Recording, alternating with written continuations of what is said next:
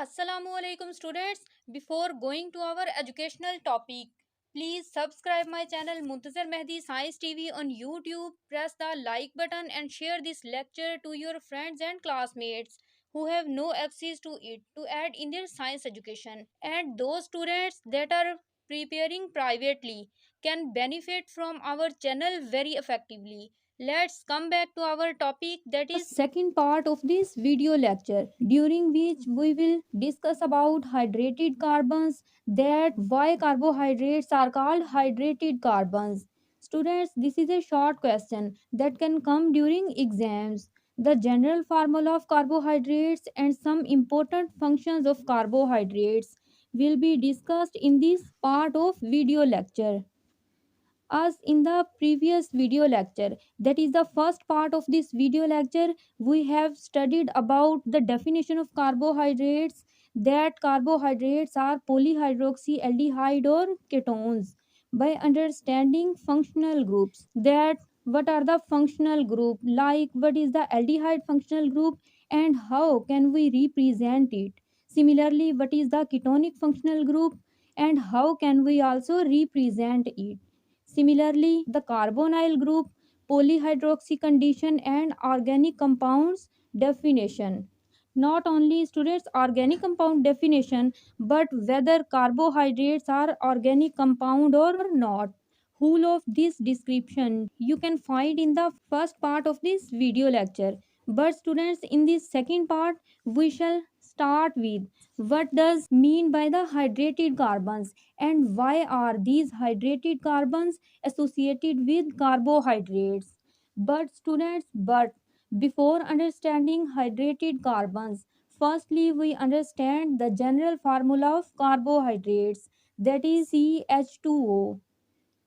So in carbohydrates, carbon is present, hydrogen is present, and oxygen is also present. Students, in their presence, hydrogen is always more as compared to carbon and oxygen. As in a carbohydrate, the ratio of carbon, hydrogen, and oxygen is always 1:2:1. This ratio means in a carbohydrate only one carbon present, only one oxygen present, but the two molecules of hydrogen will be present, like this CH2O, in which only one carbon and one oxygen molecule, but the number of molecules of hydrogen will be 2. So only one carbon molecule, one oxygen molecule, but two molecules of hydrogens in the form of H2 are present. So the general formula of carbohydrates is CnH2n. Now you will be thinking that why have I written this N? Its answer is that n is representing the number from 1 2 3 4 and similarly so on till to many thousands. For example, if I write here 6 in the place of n, then both of these n's will possess 6. By multiplying 6 with this, we will get C6 to 6 power 12. So hydrogen 12 and oxygen 6, as oxygen is representing one atom. So here we'll attach 6. These students, this formula is of C6H12O6, that is the formula of glucose. Not only glucose, but this formula is also of fructose. As glucose and fructose are isomers of each other, possessing same molecular formula but different structural formulas. Why students? Why? Its answer is that due to the presence of different functional groups. Students, glucose, that is an aldehyde sugar possessing CHO functional group, whereas fructose, that is a ketonic sugar, possesses C double bond O functional group. Students, I have described aldehyde and ketonic functional groups in detail in the first part. If you have not seen that video till now, then you can if you want. Now we try to see the structural formulas of glucose and fructose. As glucose has 6 carbons, so first, second, third, fourth, fifth, sixth, there are 6 carbons of glucose. Now we balance the valency of every carbon. So now every carbon has its four bonds. Students, as every carbon makes four bonds with four other atoms, same or different. So it is known as tetravalent. Now every carbon will receive an oxygen atom. So six oxygen atoms of glucose have been distributed here. Now every carbon bond will receive a hydrogen atom. So we start from below. First hydrogen, second hydrogen, third, fourth, fifth, sixth, seventh, eighth, ninth, 10th, 11th and 12th hydrogen. As there is not left any hydrogen, so this bond will be attached with oxygen here. So students, we can see that this glucose structural form has CHO aldehyde functional group. Students, next we see the fructose structural form that has ketonic functional group.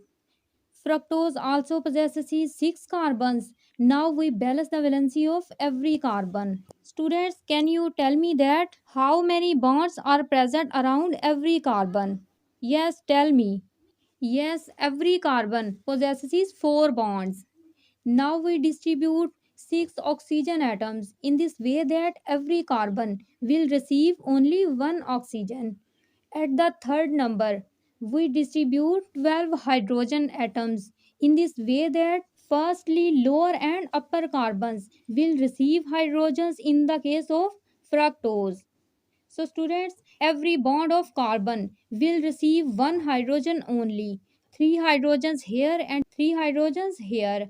These have become six hydrogens. Seventh, eighth, ninth, 10th, 11th, and 12th hydrogen. As this carbon has not received any hydrogen, so this bond will be shifted here and it will form C double bond O ketonic functional group.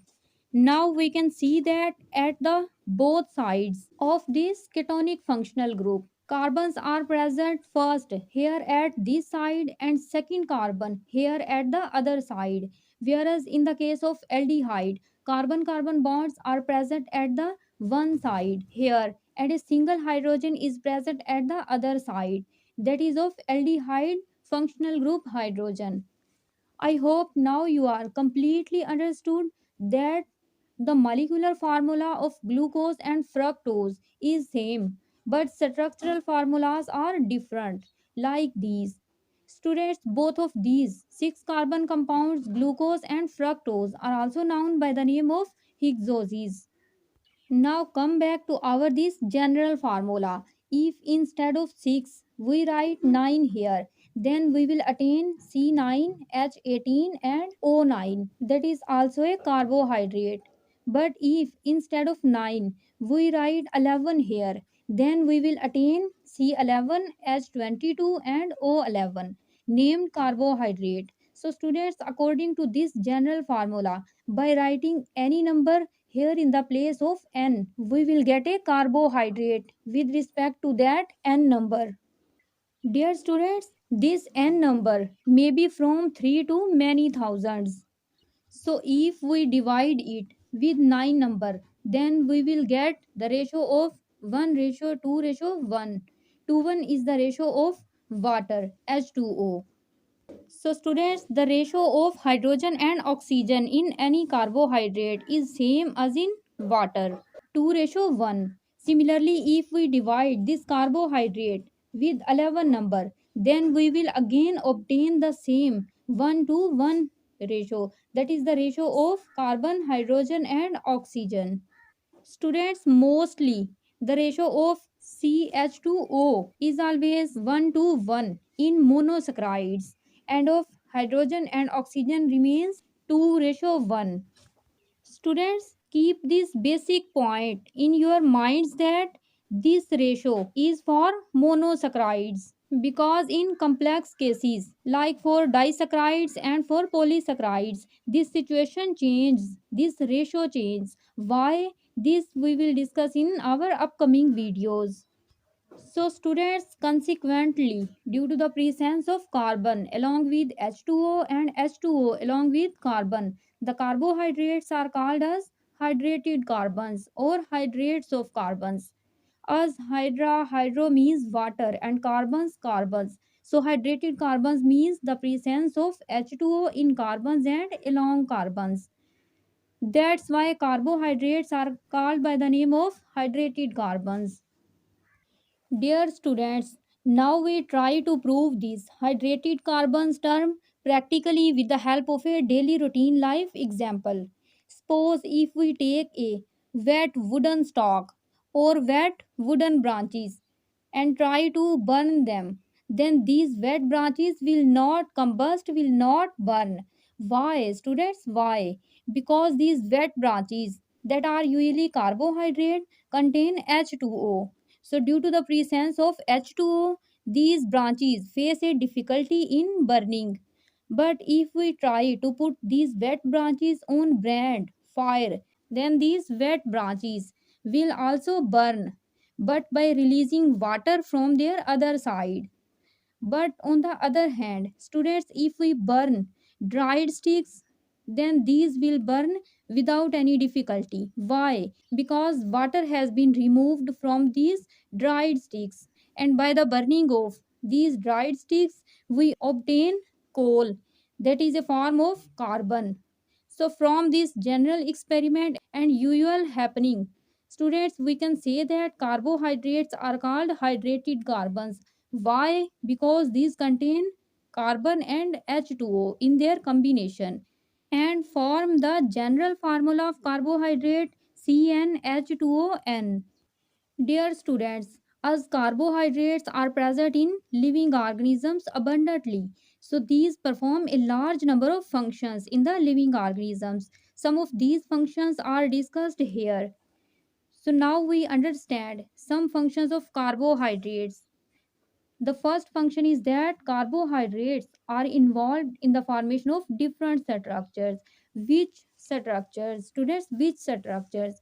Structure means anatomy, skeleton, texture, the organization of a specific part of a body. In the case of plant, like cellulose, that is present in wood. So, wood attains its configuration due to the presence of cellulose, that is a carbohydrate. So this cellulose is used to synthesize the plant cell wall. Dear students, always keep in mind that the plant cell wall is made up of cellulose material that is always found in only plant cell, not in animal cell. A cell wall is the outermost wall of only plant cell, not of animal cell. Here we can see that the cell wall is present only in plant cell but not in animal cell. So the rigidity of plant cell may be due to the presence of cellulose material, that is a type of carbohydrate. But students, in the case of animals, if we see some insects that possess exoskeleton, if we consider both of these insects, then we can see that both of these insects have exoskeleton. Dear students, exoskeleton is a type of skeleton that is present outside the body of these insects that is not so rigid but has a slight hardness made up of a hard material known as chitin that is also a type of carbohydrate. Dear students, in addition to it, the cell membrane of all the cells of all the organisms also possess carbohydrates. These carbohydrates are present in the form of glycolipids and glycoproteins. Dear students, the word glyco always points towards carbohydrate and lipid, that is an oily thing. Consider flab, loose and flaccid body fat. So the combo of carbohydrate and lipid make a glycolipid compound. Similarly, the combination of glyco, namely carbohydrate and protein, leads to the formation of glycoprotein. So, glycolipids and glycoproteins are conjugated compounds that we can see in the plasma membrane. So, students, due to the presence of conjugated compounds in the plasma membrane, these conjugated compounds play very important, very unique role in the cell that we will discuss later. Its next function is that in which diet carbohydrates are used. Students, mostly different types of food diet like cereals like wheat, rice, rye, oat, and in maize carbohydrates are present. Similarly, potato, beans, cane sugar, milk sugar also contain carbohydrates. Similarly, green vegetables and different legumes from leguminosa family possess carbohydrates. So students, due to the presence of carbohydrates in food, diet provide energy to our bodies, not only our bodies but all of the other organisms bodies. Suppose when our body work, then which thing does it require, need? Dear students, for the proper functioning of body, it must require energy. Where does this energy come from? From glucose, that is also a carbohydrate. Students, don't confuse about glucose. You have also understood in the first part of this video lecture. So glucose provides 4 calories energy per gram of carbohydrate, meaning that if we intake 1 gram of carbohydrate, then we will attain 4 calories energy. Calories, that is the unit of energy. So every function of the body like watch, listen, speak, touch and walk are performed with the help of energy, and this energy comes from carbohydrate also means energy is also got from lipids, proteins and nucleic acids, which we will understand in our upcoming videos. So, students, shortly, carbohydrates are present in all the organisms and in all parts of organisms in different forms. These also act as storage compounds like starch and glycogen, which we will discuss later in detail in our upcoming videos. So, students, it was our topic carbohydrate today.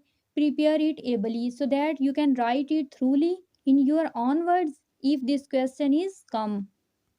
At the end, I want to advise you that students, you must organize all of your college related things like uniform, books, copies, notes, lunchbox, pens, markers, etc. already like from night so that you avoid the bother of searching your things early in the morning.